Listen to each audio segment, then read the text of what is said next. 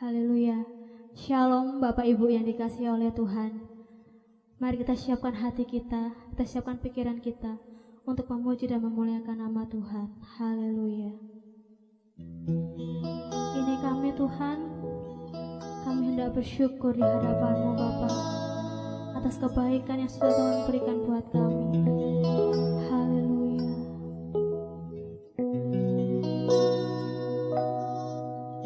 Terima kasih Tuhan untuk kasih setia-Mu yang ku alami dalam hidupku. Terima kasih Yesus untuk kebaikan-Mu sepanjang hidupku. Terima kasih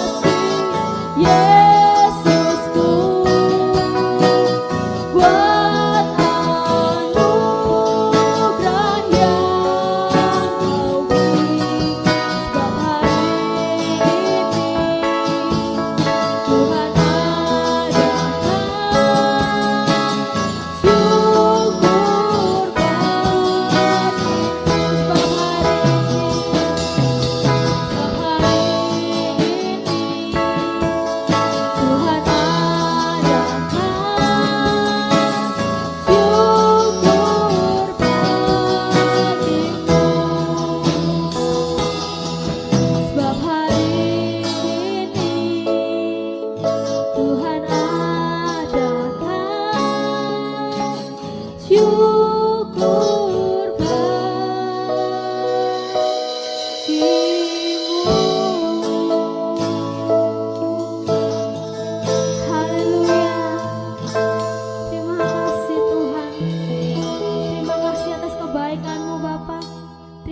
atas penyertaan-Mu Tuhan, dan layakkan kami Bapa untuk memuji dan memuliakan nama-Mu.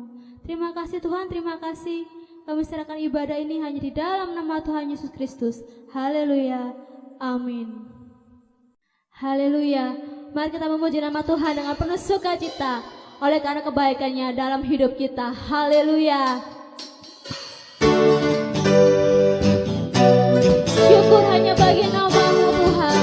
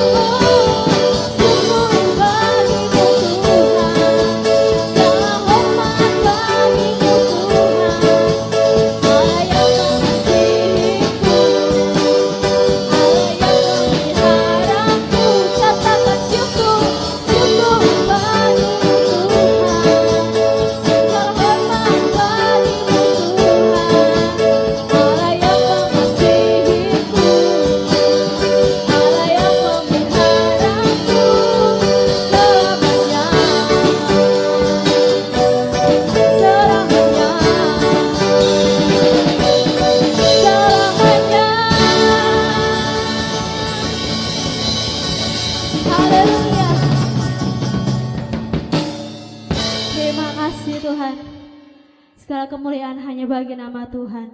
Haleluya. Mari saudara, kita siapkan hati kita untuk mendengarkan firman Tuhan. Kita serahkan hidup kita ke dalam tangan Tuhan. Haleluya Yesus. Tuhan, kami percaya Bapa, apapun yang terjadi dalam kehidupan kami, itu semua untuk kebaikan kami Tuhan. Bila Kau izinkan sesuatu terjadi, ku percaya semua untuk kebaikanku. Bila nanti telah tiba waktumu, ku percaya kuasa-Mu memulihkan hidupku. Waktu Tuhan pasti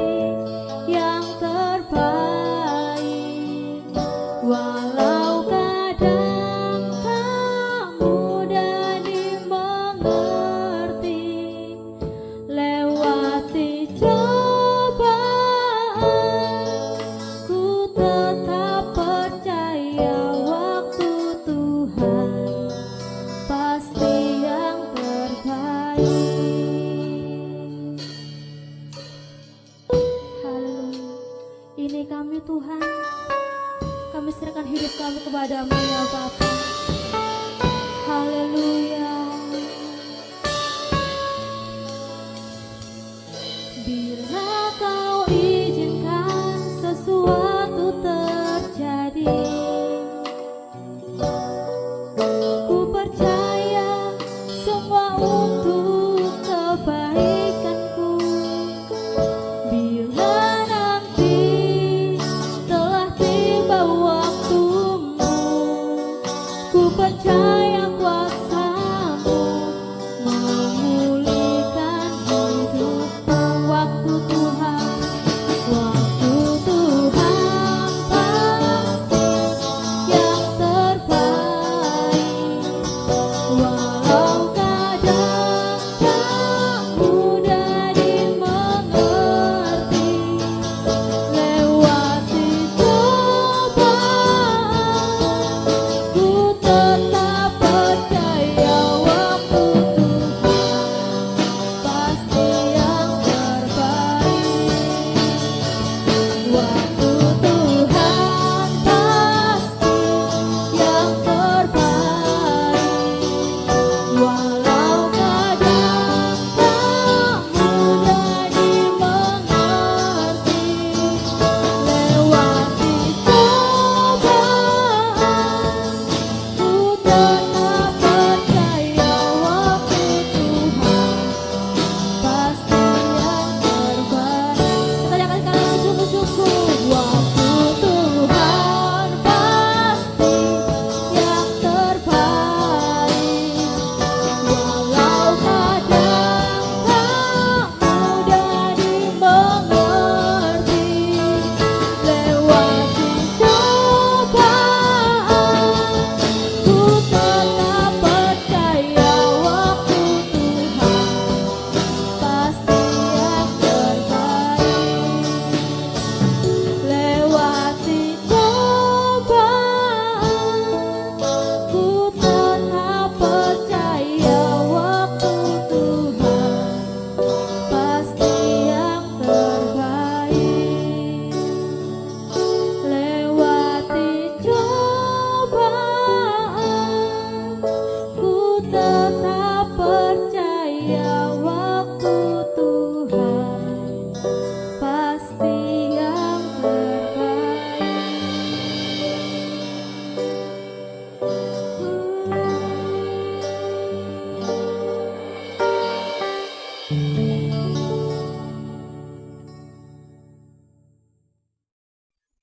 Shalom saudara-saudara dikasih Tuhan. Saya mau sampaikan sebuah kabar gembira sebelum kita mau dengar sama-sama firman Tuhan. Pada bulan Desember ini, minggu pertama, kita akan kembali melakukan ibadah secara offline. Ibadah akan dibagi menjadi 2 sesi. Sesi pertama jam 7 sampai jam 8. Sesi yang kedua jam 9 sampai jam 10.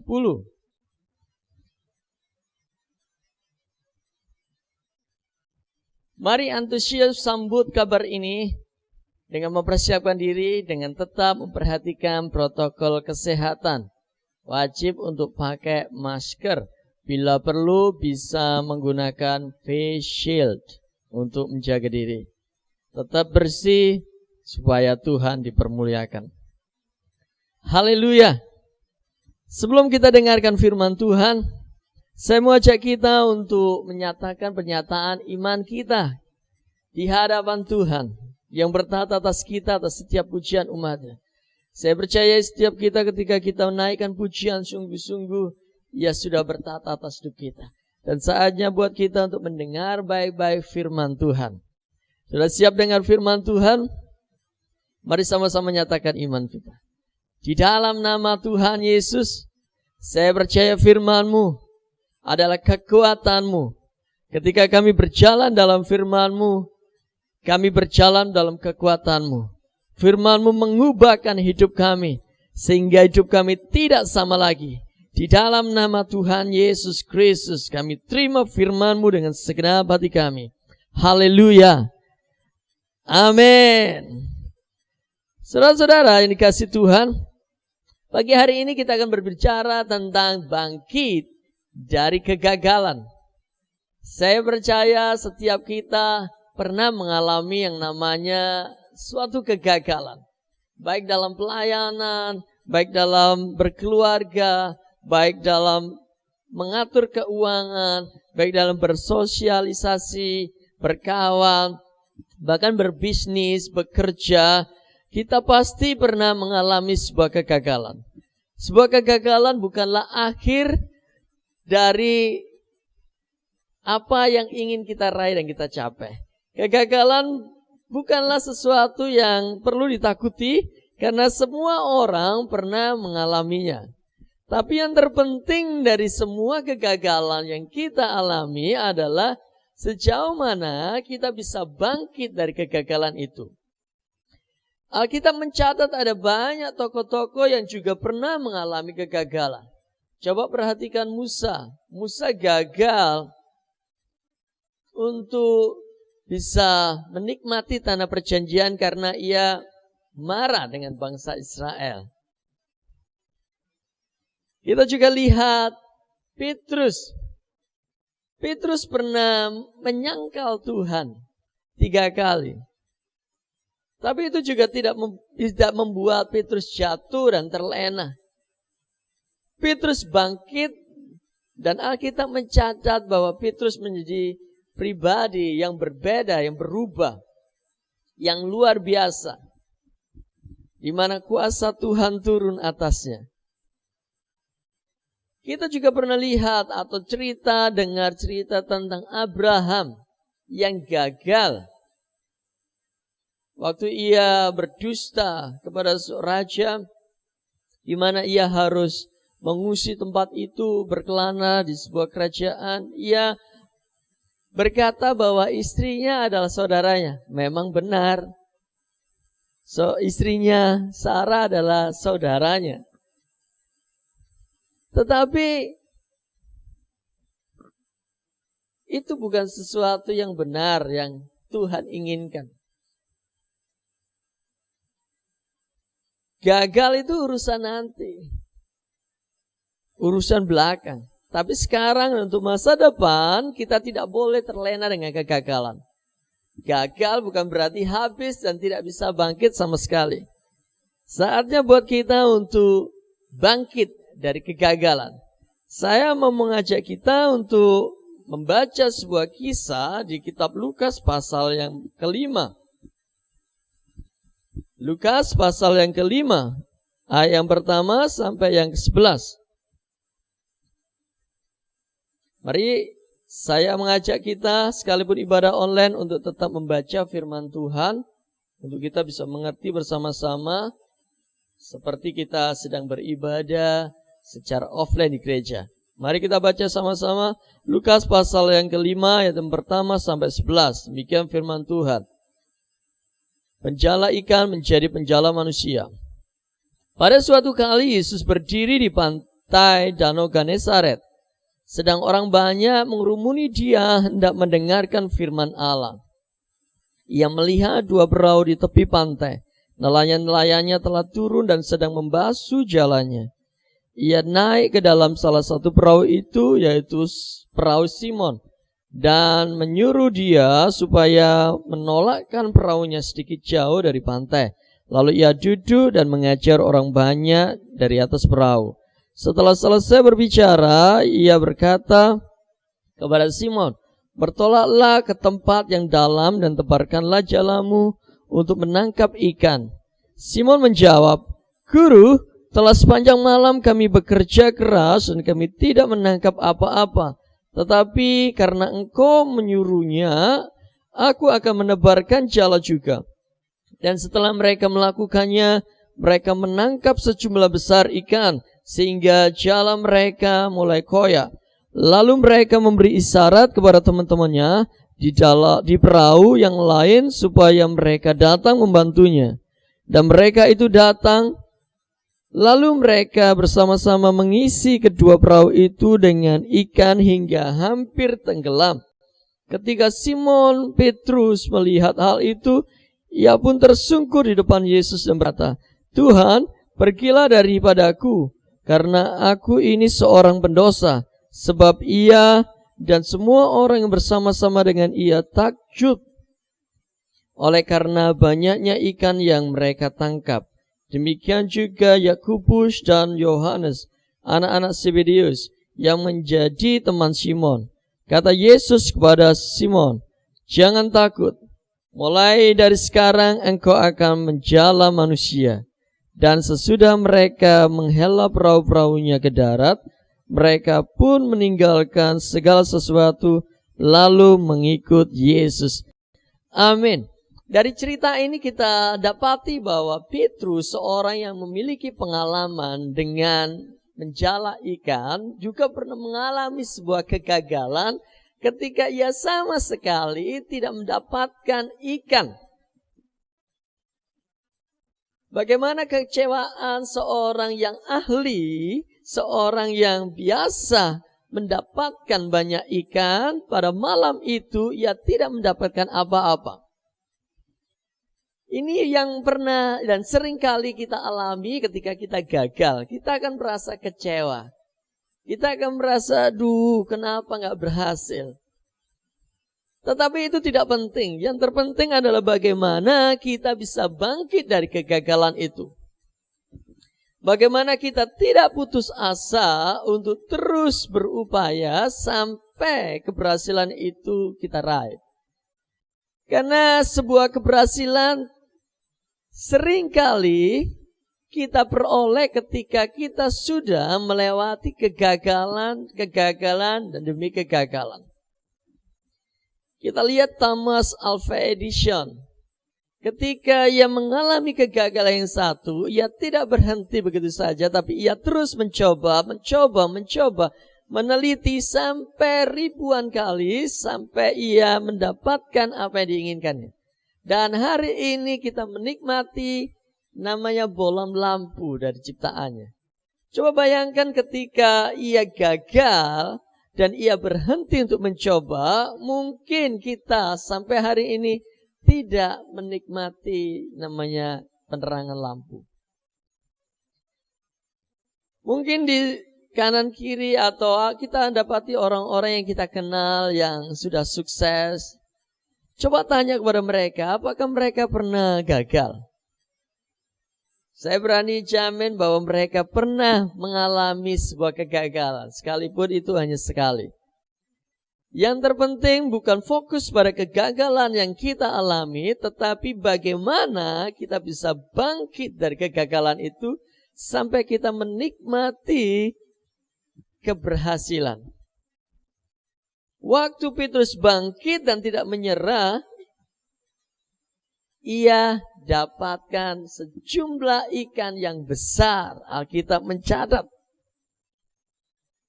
hal yang sama dengan kita. Mari bangkit, atasi kegagalan itu. Jangan terlalu lama terpuruk. Bangkit dari kegagalan itu. Saya percaya langkah kita semakin dekat dengan sebuah keberhasilan. Ada beberapa hal yang kita bisa belajar ayat ini.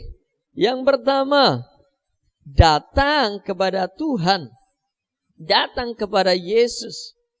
Dalam kasus ini bukannya Petrus yang mendatangi Yesus, tapi Yesus yang mendatangi Petrus dan memberikan sebuah kesempatan baru.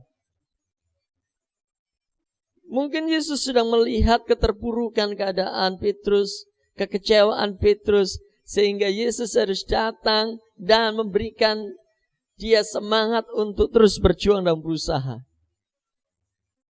Dalam kasus yang lain, ketika kita menyadari kegagalan kita, jangan lupa untuk datang kepada Kristus.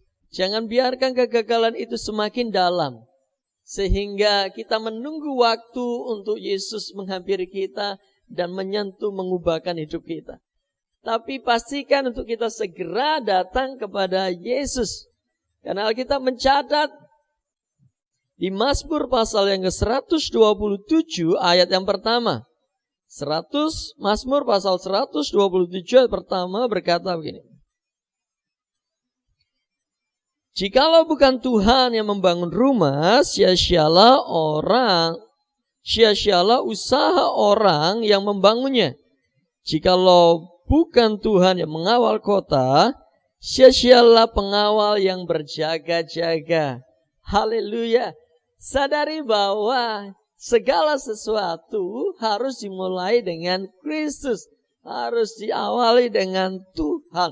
Harus kita letakkan kepada Tuhan. Kita serahkan kepada Tuhan. Sebab kalau bukan Tuhan yang membangun rumah, maka sia-sia. Usaha yang kita lakukan tanpa Tuhan selalu akan berakhir dengan sia-sia. Tidak peduli sehebat apapun kita, seberhikmat apapun kita, sekuat apapun kita, seahli apapun kita. Sama seperti Petrus, kita akan juga mengalami hal yang sama, kegagalan. Karena itu segera datang kepada Kristus, maka Ia akan memberikan tuntunan. Ia akan segera memulihkan hidup kita. Ia akan memotivasi kita. Ia akan menolong hidup kita untuk kembali bangkit dari kegagalan. Ayub juga pernah mengalami kegagalan. Di kitab Ayub pasal 17 ayat 11, ia merasa umurku telah lalu dan telah gagal rancangan-rancanganku, cita-citaku. Ia merasa gagal. Tapi itu bukan akhir. Ketika kita tahu apa yang harus kita lakukan pertama kali, maka ada jalan keluar buat setiap permasalahan, pencobaan, kegagalan hidup kita. Jangan menyerah. Ada Tuhan yang menanti kita untuk memberikan advice, nasihat, jalan keluar untuk kita bisa lalui kegagalan itu. Yang kedua adalah evaluasi. Kenapa kita gagal? Apa yang harus kita lakukan supaya kita berhasil? Apakah visi dan tujuan kita sudah benar? Jika visi dan tujuan kita sudah benar, apakah langkah-langkah yang saya ambil untuk mencapai visi itu sudah tepat? Terus evaluasi dan terus belajar supaya kita tahu apa yang harus kita ambil, langkah-langkah yang harus kita ambil. Sebagai contoh, karena saya baru saja ikuti webinar tentang bagaimana membangun passive income dan mempersiapkannya, maka saya akan memberikan contoh ini. Misalnya kita ingin membeli sebuah tanah seharga 126 juta atau biaya pendidikan atau biaya nikah gitu, yang beberapa waktu dekat ini yang mau nikah. 126 juta.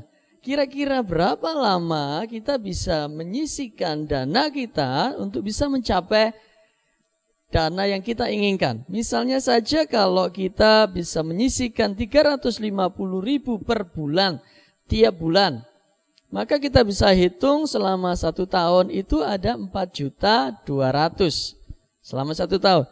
Dengan disiplin terus selama 10 tahun, maka kita memiliki sebuah dana sebesar 42 juta. Kalau 20 tahun, maka kita sudah mengumpulkan dana sebesar 84 juta. Kalau 30 tahun, baru kita bisa memperoleh dana 126 juta. Pertanyaannya, apakah kita sudah bisa disiplin selama 30 tahun tersebut? Kalau dirasa waktu itu masih terlalu lama, kita bisa tambahkan dengan menyisihkan sejumlah uang, misalnya 1 juta per bulan. Maka kita bisa memperpendek waktunya dari 30 tahun menjadi 10 tahun. Kalau 10 tahun itu dirasa masih terlalu lama, maka kita bisa memperlipat kali gandakan menjadi 3 juta per bulan.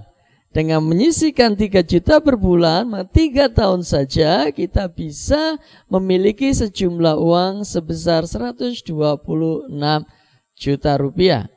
Ini adalah salah satu contoh.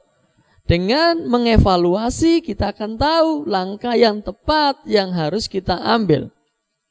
untuk tujuan pendidikan, untuk tujuan bagaimana membangun iman kekristenan kita, bagaimana kita bisa terus berharap pada Tuhan, bagaimana kita bisa mencapai goal yang kita inginkan dalam pelayanan, dalam pekerjaan, dalam banyak hal. Oke, sekarang yang ketiga. Yang ketiga adalah belajar, mau belajar. Dalam kegagalan kita, ketika kita sudah menutup diri dan putus asa dan tidak mau belajar dari kegagalan itu, maka kita tidak akan pernah bisa keluar dari kegagalan itu dan memiliki keberhasilan yang kita inginkan dan kita mau capai.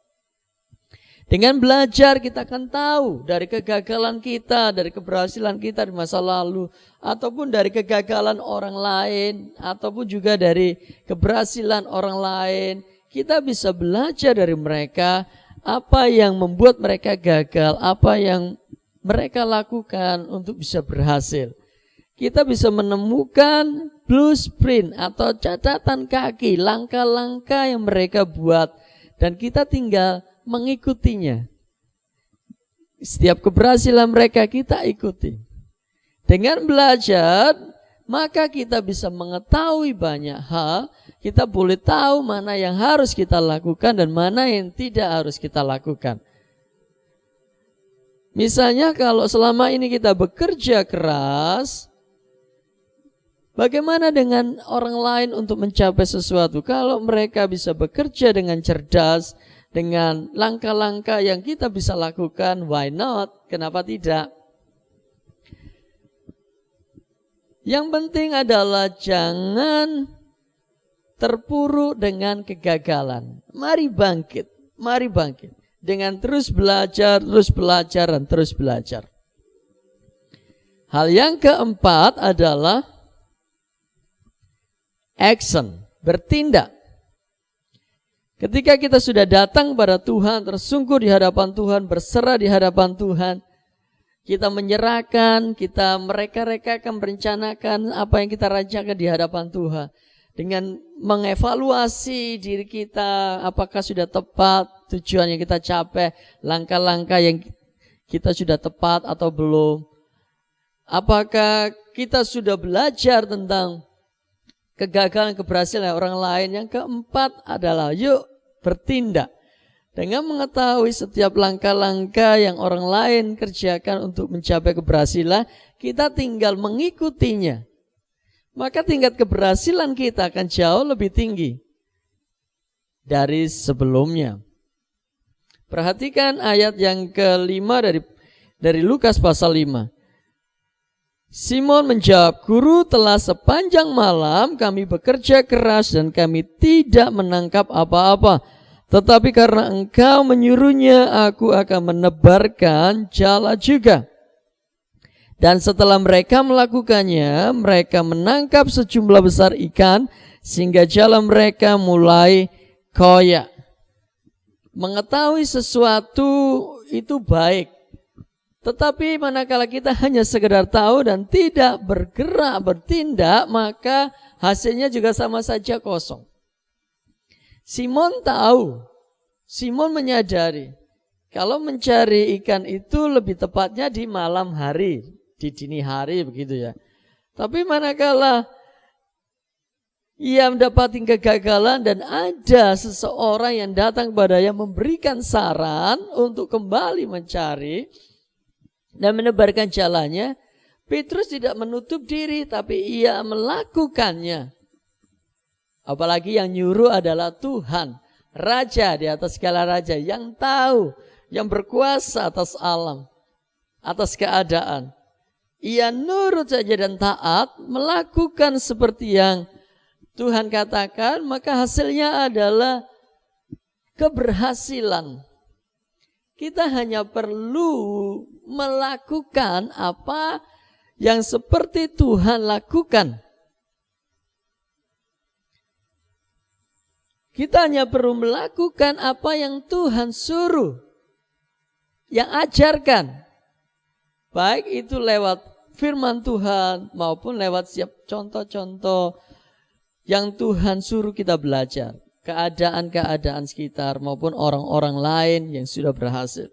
Kita hanya diminta untuk melakukannya dengan setia, dengan tekun. Dengan ketekunan dan kedisiplinan tanpa putus asa, maka percayai cepat atau lambat kita akan mencapai pada posisi dan tingkat yang kita inginkan. Sama seperti tadi, kalau kita sudah biasa menyisihkan dana sebagian kita, mulai tahun pertama, kedua, dan ketiga, dan kita berhenti di tengah jalan, maka kita tidak akan pernah bisa memperoleh sejumlah dana yang kita inginkan. Tetapi manakala kita disiplin, tekun, kita akan mencapainya. Saudara-saudara yang dikasihi Tuhan, bukankah kita percaya bahwa Tuhan ingin kita terus naik, tidak turun, jadi kepala dan bukan ekor? Bukankah Alkitab berkata, ya rindu untuk memberkati kita supaya lewat hidup kita orang lain diberkati? Bukankah Tuhan mereka-rekakan sesuatu yang baik buat hidup kita, yang merencanakan masa depan yang penuh dengan pengharapan? Mulai sekarang bangkitlah dari kegagalan. Belajar dari kegagalan itu.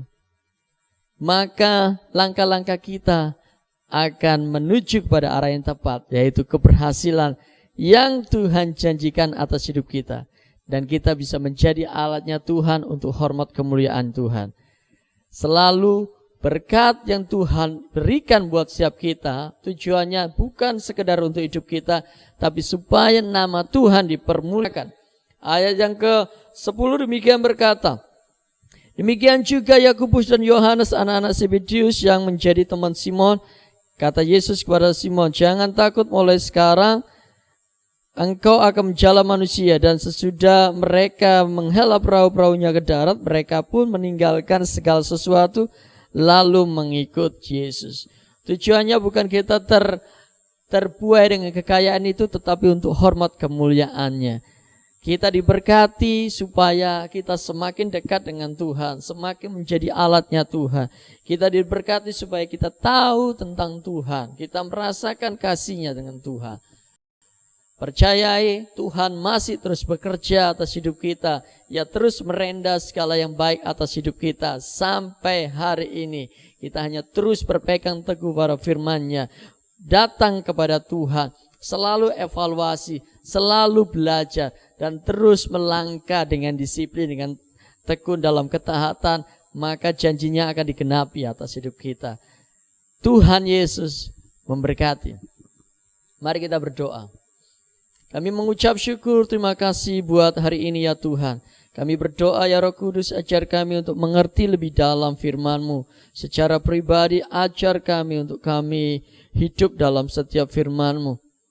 Sekalipun kegagalan demi kegagalan Tuhan secara daging kami lakukan, kami mohon Tuhan bangkitkan tubuh jiwa roh kami, iman kami, pengharapkan kami akan setiap janji yang Tuhan janjikan atas hidup kami, sebab kami tahu Tuhan keberhasilan sedang Tuhan persiapkan atas hidup kami. Bapa, kami berdoa di dalam nama Tuhan Yesus, iman yang teguh yang tidak goyah boleh terus ada atas hidup kami.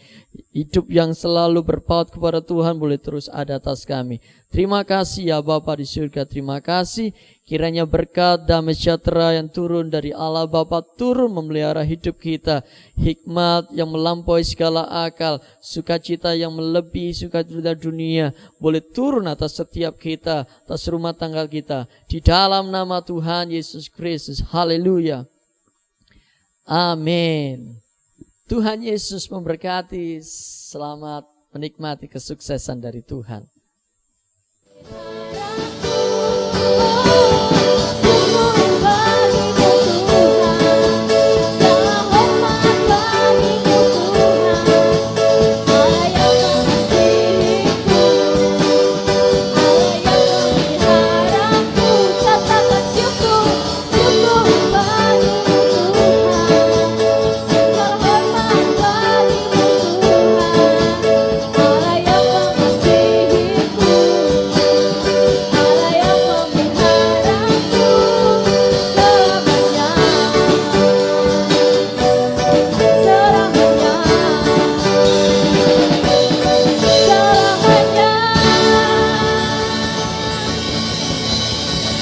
Haleluya.